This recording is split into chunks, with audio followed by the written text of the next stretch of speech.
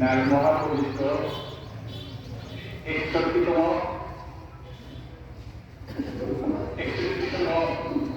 বরস মুবারক সমাপ্তি হবে।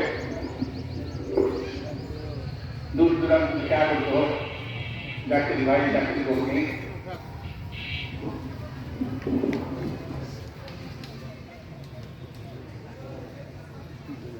আবার মহান মুর্শিদ কেবলা জানেন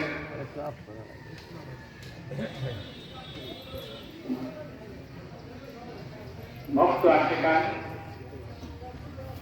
যারা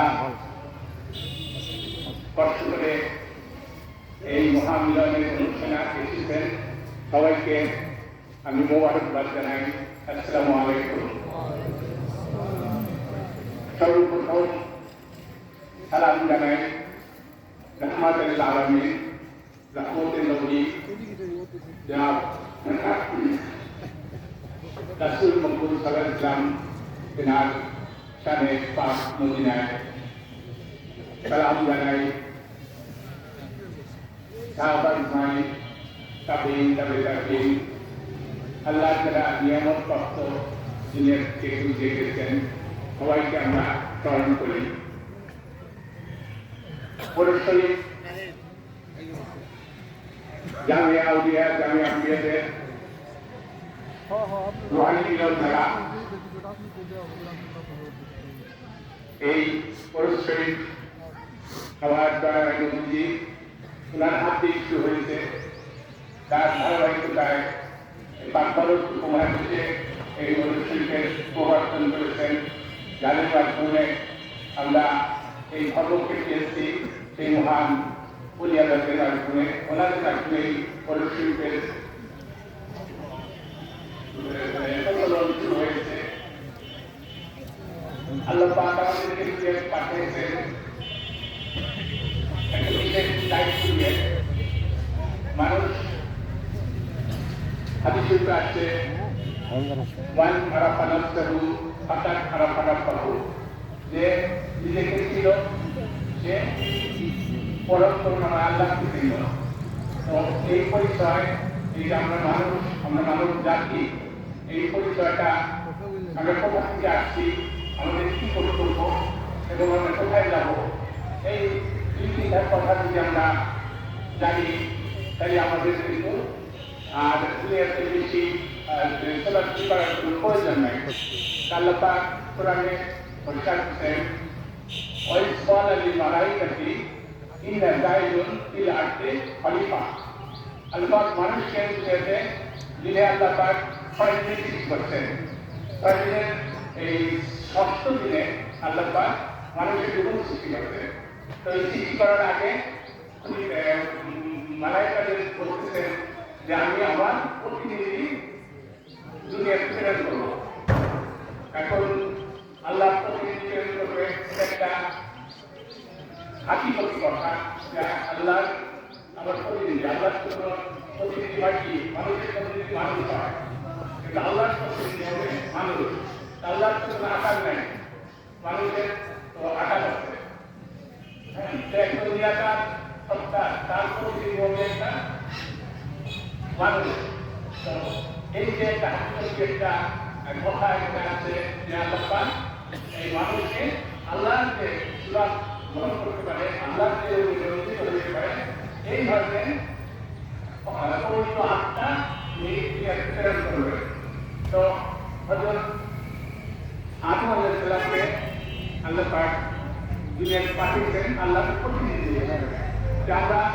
আমরা তারই বংশধর, আমরাও আল্লাহ প্রতিনিধি হওয়ার যোগ্যতা রাখি যদি আমরা আমাদের ওই অন্তরকে আমরা যদি আল্লাহর রঙে রঞ্জিত করি। তাই আল্লাহ পাক বলছেন যে তোমরা সাবকাতাল্লাহ আমিন আহসানুল্লাহ সাবকাতা, যে তোমরা আমার রঙে রঞ্জিত হও। আর আমার রং আমার সে কত আমার রঙে শেষ নাই। আল্লাহ পাক বলছে আমার চেয়ে কে আর বেশি থাকতে পারে।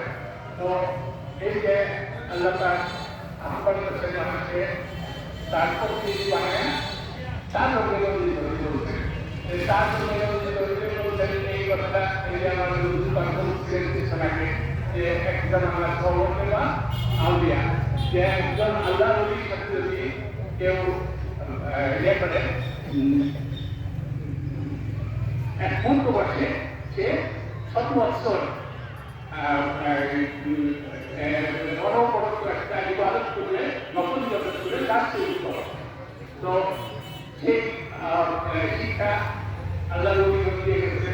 আমার লায়ক আল্লাহ পাক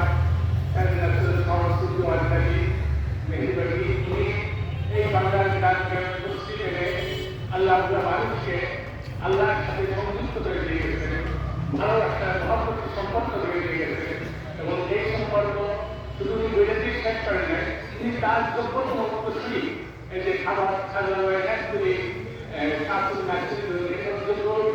মতশ্রীদেরকে উনি প্রস্তুত করে দিয়ে গেছেন যেন আমরাও এই রহমতের ছায়া থেকে বঞ্চিত না করি।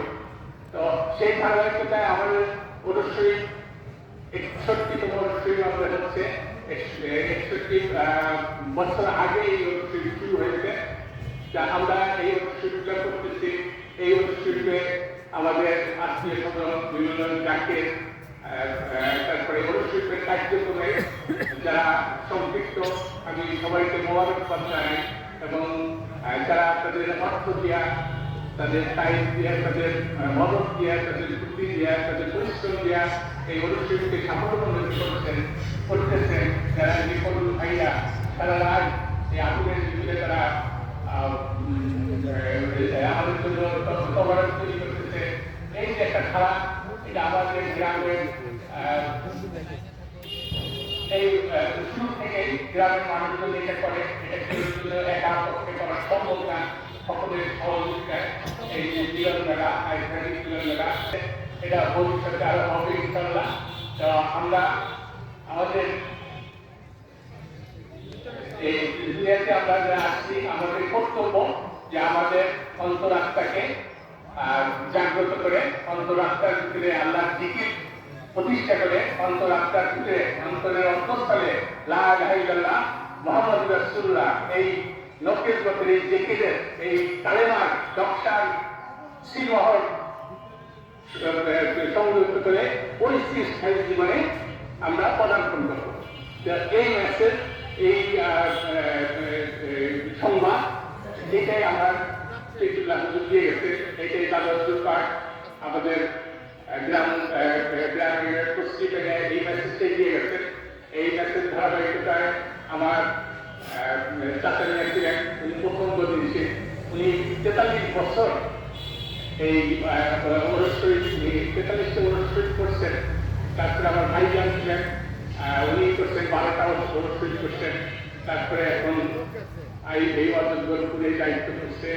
আমি সবাইকে আহ্বান করি, সবাইকে অনুরোধ করি, এই উলিয়া আল্লাহদের এই ছায়া, এই উলিয়া আল্লাহদের এই রাসূলুল্লাহ সাল্লাল্লাহু আলাইহি ওয়াসাল্লামের সত্য ধর্ম, এই যারা রাসূলুল্লাহ সাল্লাল্লাহু আলাইহি ওয়াসাল্লামের সত্য ধর্মের ধারক বাহক, এই যে আল্লাহর ওলিদের সর্বতে আপনাদের জীবনকে অর্পণ করেন, এখানে আপনারা আত্মসমর্পণ করেন। কারণ আমরা যদি আমাদের এই নাফসকে বিবর্তনের মাধ্যমে উন্মুক্ত না করতে পারি, তাহলে আমরা জগতের নিধন হব। তাই এটা আমাদের গত শুক্রবারে আমাদের তৌহিদি পতাকা উত্তোলনের মাধ্যমে আমাদের এই প্রক্রিয়া শুরু হয়েছে।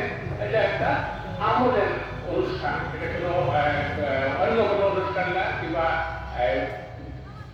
আধ্যাত্মিক কথা মুখে বলার অনুষ্ঠান না। এটা একটা অন্তরে সূক্ষ্ম জিনিস, এটা অন্তরের অন্তঃস্থল থেকে কালকের ভিতরে সূক্ষ্ম জিনিস, এটা অনুধাবন করার একটা জিনিস।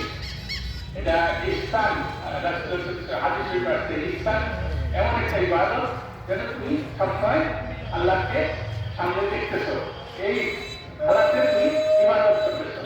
আর বলছে যারা দেখতে পাবে না, তারা তোমরা মানসিকভাবে প্রস্তুত থাকবে যে আল্লাহ অবশ্যই তোমাকে দেখতেছে। তো এই যে অবস্থা, এইটা একমাত্র উলিয়াদের সহযোগিতাই হয়, কালবির দিকে জারি হয়। এই কালবির দিকে কালবির বিবর্তনের মাধ্যমে কালবির দিকে মানুষ আরো উপরে ওঠে এবং একজন যাকে আমরা কিন্তু হীনমন্যতায় ভোগার কিছু নাই। আমরা